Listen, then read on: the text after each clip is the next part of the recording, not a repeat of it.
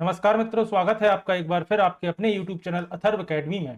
दोस्तों, इस क्लास में हम लेकर आए हैं 29 अगस्त यानी कि आज के मध्य प्रदेश पुलिस कांस्टेबल में सभी शिफ्ट में पूछे हुए प्रश्नों को, जो कि आपकी आगामी परीक्षा की दृष्टि से काफी महत्वपूर्ण है। तो वीडियो को पूरा जरूर देखिएगा। प्रश्न पूछा गया था, पटोला सिल्क के लिए कौन सा राज्य प्रसिद्ध है? तो दोस्तों, इसका सही जवाब था गुजरात। पटोला एक दोहरा एकक बुनी साड़ी है जो आमतौर पर रेशम से बनाया जाता है, जिसे भारत के गुजरात राज्य में पाटन शहर में बनाया जाता है। अगला प्रश्न था, विश्व का सबसे बड़ा निर्यातक देश कौन सा है? तो इसका सही जवाब था चीन। चीन विश्व का सबसे बड़ा निर्यातक देश है। चीन जर्मनी को पछाड़ते हुए दुनिया का सबसे बड़ा निर्यातक देश बन गया है। पिछले 7 साल में पहली बार ऐसा हुआ है कि जर्मनी को चीन ने पीछे छोड़ा है। दिसंबर 2022 में चीन का निर्यात 17% तक बढ़ गया था, याद रखिएगा। अगला प्रश्न पूछा गया था, कृषि और पर्यावरण के क्षेत्र में योगदान के लिए कौन सा पुरस्कार दिया जाता है? तो दोस्तों, इस पुरस्कार का नाम है बोरलॉग पुरस्कार कोरोमंडल इंटरनेशनल। बोरलॉग पुरस्कार एक उर्वरक कंपनी कोरोमंडल इंटरनेशनल द्वारा प्रदान किया जाता है। यह पुरस्कार भारतीय वैज्ञानिकों को उनके अनुसंधान और कृषि और पर्यावरण के क्षेत्र में योगदान के लिए दिया जाता है। यह पुरस्कार 1972 से शुरू किया गया था और जो कि नोबेल पुरस्कार विजेता और हरित क्रांति के जनक नॉर्मन बोरलॉग के सम्मान में नामित किया गया है। अगला प्रश्न था, विदिशा का उल्लेख सर्वप्रथम कहां मिलता है? तो दोस्तों, विदिशा शहर का उल्लेख सर्वप्रथम पुराणों में मिलता है। विदिशा मध्य प्रदेश राज्य का एक शहर है जिसे पूर्व में भेसला के नाम से जाना जाता था और प्राचीन काल में बेसनगर के नाम से जाना जाता था। विदिशा नाम पास की ही एक नदी बेस नदी के नाम से लिया गया है, जिसका उल्लेख पुराणों में मिलता है। और साथ ही याद रखिएगा, विदिशा शहर बेतवा नदी के पूर्व में स्थित है। अगला प्रश्न था, संयुक्त राष्ट्र संघ के कौन से अंग को 1 नवंबर 1994 से स्थगित कर दिया गया है? तो दोस्तों, न्यासित परिषद को 1 नवंबर 1994 से स्थगित कर दिया गया है। प्याऊ के अंतिम शेष संयुक्त राष्ट्र ट्रस्ट क्षेत्र ने स्वतंत्रता प्राप्त करने के 1 महीने बाद न्यास परिषद ने 1 नवंबर 1994 को संचालन बंद कर दिया था। परिषद ने 25 मई 1994 को अपनी प्रक्रिया के नियमों में संशोधन किया था।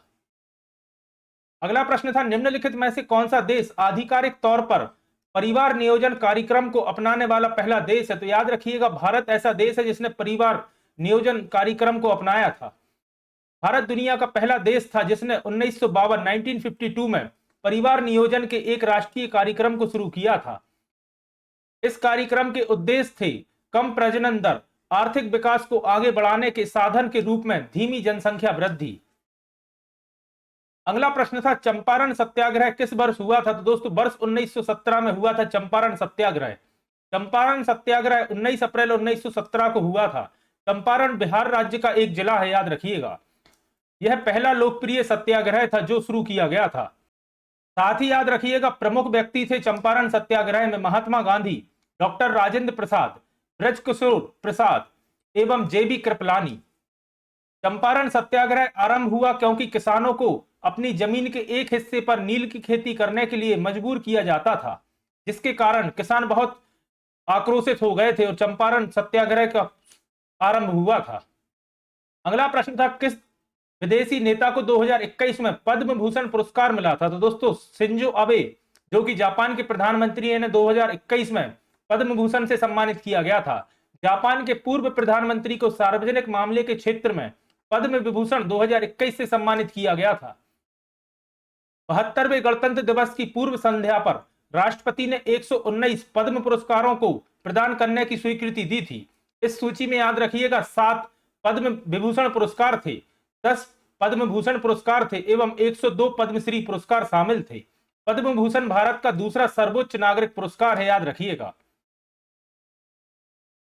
अगला प्रश्न था, पाइका नृत्य किस राज्य से संबंधित है? तो दोस्तों, पाइका नृत्य का संबंध उड़ीसा एवं झारखंड राज्य से है।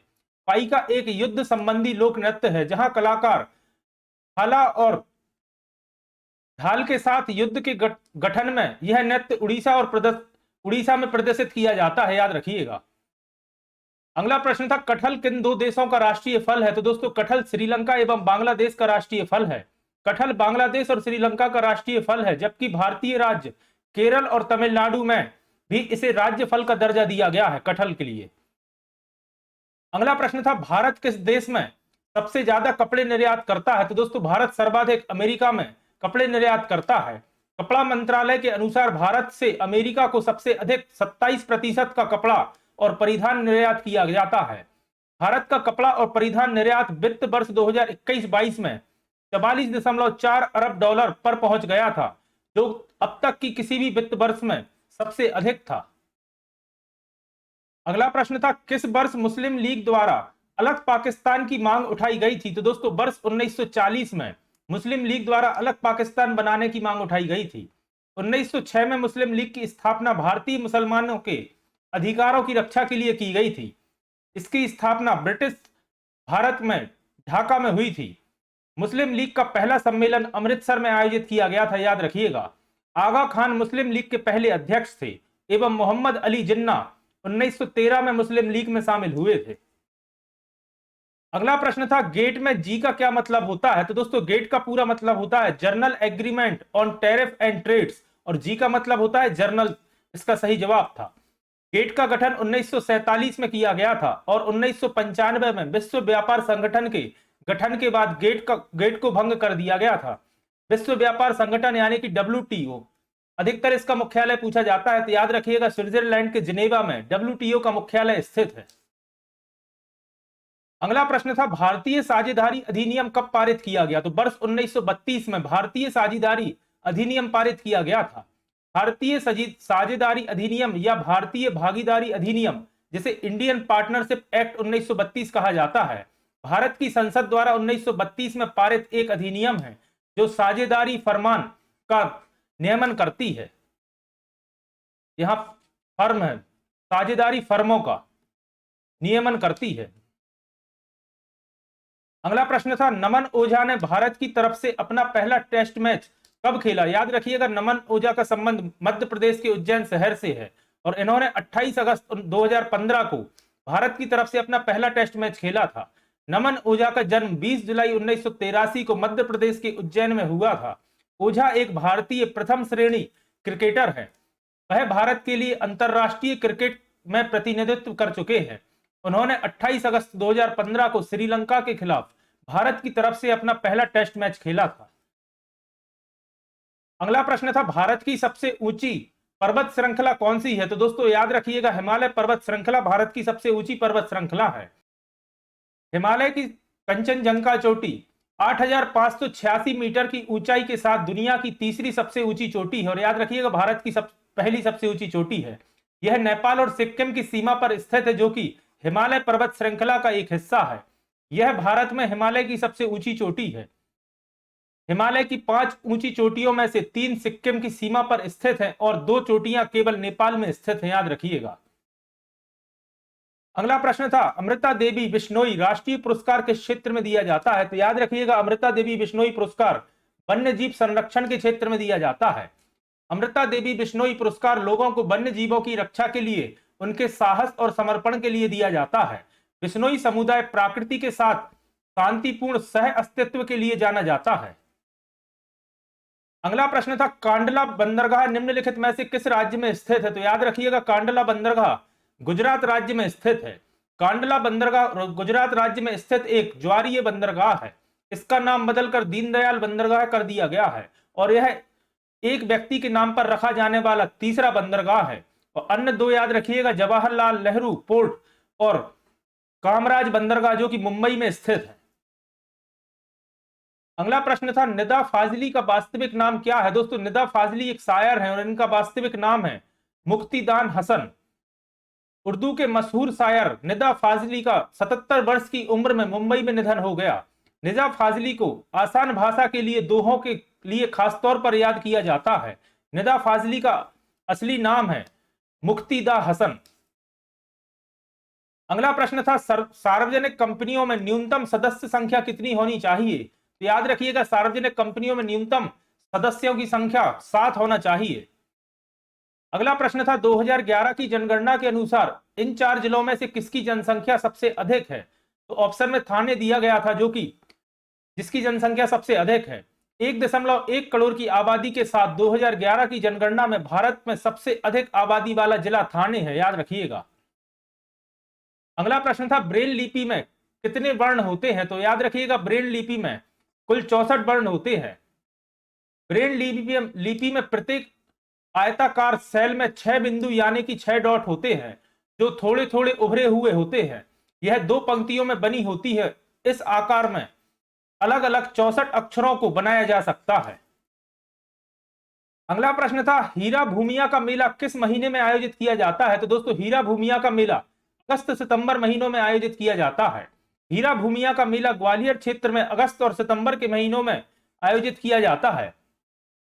यह मेला हीरा मन बाबा की याद में आयोजित किया जाता है। यह मेला हिंदू पंचांग के अनुसार भाद्रपद में आयोजित किया जाता है।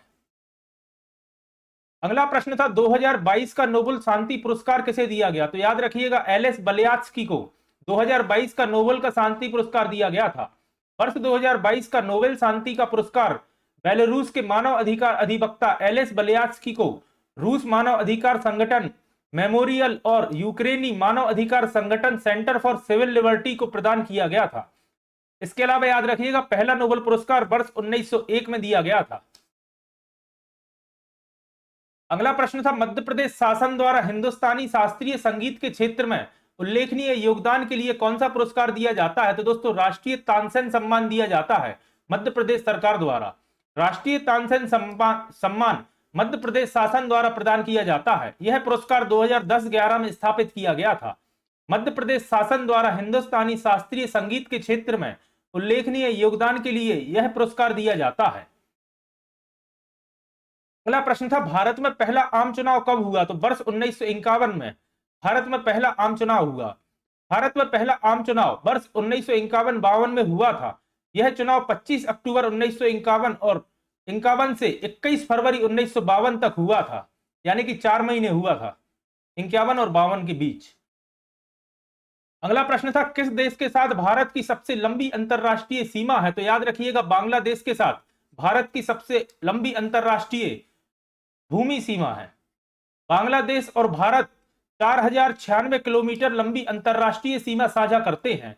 इसे ऑपरेशन शून्य रेखा के रूप में भी जाना जाता है। साथ ही याद रखिएगा भारत बांग्लादेश अंतरराष्ट्रीय सीमा को रेड क्लिफ रेखा के नाम से जाना जाता है एवं भारत पाकिस्तान सीमा को भी रेड क्लिफ रेखा के नाम से जाना जाता है, याद रखिएगा। और यह दुनिया की 5वीं सबसे लंबी भूमि सीमा है। अगला प्रश्न था महाराष्ट्र का संबंध मुंबई से है, तो मध्य प्रदेश का संबंध किससे है, तो जैसा कि महाराष्ट्र की राजधानी मुंबई है, इसी प्रकार मध्य प्रदेश की राजधानी आप सभी जानते हैं भोपाल है। अगला प्रश्न था JHF में H का पूर्ण रूप क्या होता है, तो दोस्तों JHF का पूर्ण रूप होता है जैफन ह्यूमैनिटी फाउंडेशन और H का मतलब होता है ह्यूमैनिटी या मानवता। अगला प्रश्न था 2011 की जनगणना के अनुसार भारत में लिंगानुपात कितना है, तो दोस्तों भारत का लिंगानुपात 943 है, याद रखिएगा। 2011 की जनगणना के अनुसार जनसंख्या अनुपात 2011 में प्रति 1000 पुरुषों पर 943 महिलाएं हैं, और याद रखिएगा अगर आपसे मध्य प्रदेश का पूछा जाए तो 931 है। अगला प्रश्न था 2011 की जनगणना के अनुसार भारत की साक्षरता दर कितनी है, तो दोस्तों 74% 2011 की जनगणना के अनुसार भारत की साक्षरता दर है। अगला प्रश्न था अमेरिका द्वारा नवगठित अंतरराष्ट्रीय भ्रष्टाचार रोधी चैंपियंस अवार्ड से किसे सम्मानित किया गया है, तो दोस्तों इनका नाम है अंजलि भारद्वाज। सूचना का अधिकार कार्यकर्ता अंजलि भारद्वाज को अमेरिका द्वारा नवगठित अंतरराष्ट्रीय भ्रष्टाचार रोधी चैंपियनशिप पुरस्कार से सम्मानित किया गया है। वह सरकारी कामकाज में जवाबदेही और पारदर्शिता को बढ़ावा देने के लिए काम करने वाली दिल्ली की एक नागरिक समूह जिसका नाम है सतर्क नागरिक संगठन की संस्थापक हैं। अगला प्रश्न था संघ लोक सेवा आयोग यानी कि यूपीएससी के अध्यक्ष और अन्य सदस्यों की नियुक्ति कौन करता है, तो काफी महत्वपूर्ण प्रश्न है, पहले कई एग्जाम से पूछा जा चुका है। याद रखिएगा भारत के राष्ट्रपति यूपीएससी के सदस्यों एवं उनके अध्यक्ष की नियुक्ति करता है। संघ लोक सेवा आयोग यानी कि यूपीएससी के अध्यक्ष और अन्य सदस्यों को भारत के राष्ट्रपति द्वारा नियुक्त किया जाता है। यूपीएससी की स्थापना 1 अक्टूबर 1926 को ली आयोग की सिफारिश पर की गई थी, याद रखिएगा। संघ लोक सेवा आयोग के पहले अध्यक्ष थे सर रॉस बारकर, इनका नाम भी काफी महत्वपूर्ण है, याद रखिएगा। अगला प्रश्न था ब्रह्मपुत्र नदी को तिब्बत में क्या कहा जाता है या किस नाम से बुलाया जाता है? तो याद रखिएगा सांगपो नाम से ब्रह्मपुत्र नदी को तिब्बत में जाना जाता है। ब्रह्मपुत्र नदी का उद्गम मानसरोवर झील के पास चामुंडुंग ग्लेशियर से होता है। बांग्लादेश में ब्रह्मपुत्र को जमुना के नाम से जाना जाता है, याद रखिएगा, एवं अरुणाचल प्रदेश में दिहांग के नाम से जाना जाता है ब्रह्मपुत्र नदी को। अगला प्रश्न था पीला सागर कहां स्थित है? तो दोस्तों चीन की मुख्य भूमि और कोरियाई प्रायद्वीप के बीच स्थित है पीला सागर। पीला सागर नाम पूर्वी चीन के सागर के पीला सागर नाम पूर्वी चीन सागर के उत्तरी भाग को दिया गया है, जो कि प्रशांत महासागर का सीमांत समुद्र क्षेत्र है। अगला प्रश्न था विश्व की सबसे ऊंची चोटी कौन सी है? तो जैसा कि आप सभी जानते हैं माउंट एवरेस्ट विश्व की सबसे ऊंची चोटी है। माउंट एवरेस्ट हिमालय पर्वत श्रृंखला पर स्थित विश्व की सबसे ऊंची चोटी है। माउंट एवरेस्ट नेपाल और चीन के स्वायत्त क्षेत्र और तिब्बत के बीच स्थित है। इसे पृथ्वी का सबसे ऊंचा स्थान माना जाता है। 9वीं सदी में इस पर्वत का नाम भारत के पूर्व सर्वेयर जनरल जॉर्ज एवरेस्ट के नाम पर रखा गया था। अगला प्रश्न था बाल गंगाधर तिलक को भारत की अशांति का जनक किसने कहा? तो दोस्तों भारत की अशांति का जनक बाल गंगाधर तिलक को वैलेंटाइन सिरोल द्वारा कहा गया था। वैलेंटाइन सिरोल ने बाल गंगाधर तिलक को भारत की अशांति का जनक कहा। साथ ही याद रखिएगा महात्मा गांधी ने उन्हें आधुनिक भारत का निर्माता कहा बाल गंगाधर तिलक को। साथ ही उन्हें लोकमान्य की उपाधि से भी सम्मानित किया गया, जिसका अर्थ होता है लोगों द्वारा स्वीकार्य। अगला प्रश्न था भारत में कितने प्रमुख बंदरगाह हैं? तो भारत में कुल 13 प्रमुख बंदरगाह हैं। बंदरगाह जो केंद्र सरकार द्वारा प्रबंधित और विनियमित होते हैं उन्हें प्रमुख बंदरगाह कहा जाता है, याद रखिएगा। अगला प्रश्न था कुकुर तिराह त्योहार में किसकी पूजा होती है? तो दोस्तों कुकुर तिराह त्योहार में कुत्तों की पूजा की जाती है और यह त्योहार मुख्य रूप से नेपाल में मनाया जाता है। इस दिन कुत्तों को उनकी वफादारी के लिए देवदूत के रूप में पूजा जाता है, याद रखिएगा। और इसके अलावा याद रखिएगा यह त्योहार दिवाली वाले दिन मनाया जाता है। अगला प्रश्न था मनुष्य की सामान्य स्वस्थ आंख के लिए स्पष्ट दृष्टि की न्यूनतम दूरी कितनी होनी चाहिए? तो दोस्तों 25 सेंटीमीटर होनी चाहिए नॉर्मल आई साइट। अगला प्रश्न था निम्नलिखित में से कौन आर्थ्रोपोडा से संबंधित है? तो दोस्तों टिड्डी, तितली, बिच्छू, झींगा आदि आर्थ्रोपोडा के अंतर्गत आते हैं। अगला प्रश्न था गन पाउडर का आविष्कार किसने किया था? दोस्तों रॉजर बेकन ने गन पाउडर का आविष्कार किया था। अगला प्रश्न था डीपीटी का टीका क्यों लगाया जाता है? तो दोस्तों डिप्थीरिया, पर्टूसिस एवं टेटनस के रोग से बचाव के लिए डीपीटी का टीका लगाया जाता है और इसका पूर्ण रूप ही होता है डी का मतलब होता है डिप्थीरिया, पी का मतलब होता है पर्टूसिस एवं टी का मतलब होता है टेटनस। अगला प्रश्न था मुर्गी को खिलाए जाने वाले दाने में कौन सा विटामिन सर्वाधिक मात्रा में होता है? तो दोस्तों विटामिन ए एवं विटामिन के सर्वाधिक मात्रा में होता है मुर्गी को खिलाए जाने वाले दाने में।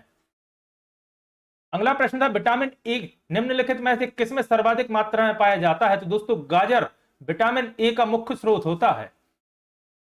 अगला प्रश्न था स्वस्थ मानव शरीर का सामान्य तापमान कितना होता है? तो याद रखिएगा अगर सेल्सियस में दिया है तो 37 डिग्री सेल्सियस या फिर 98 डिग्री फ़ारेनहाइट होता है स्वस्थ मानव शरीर का सामान्य तापमान।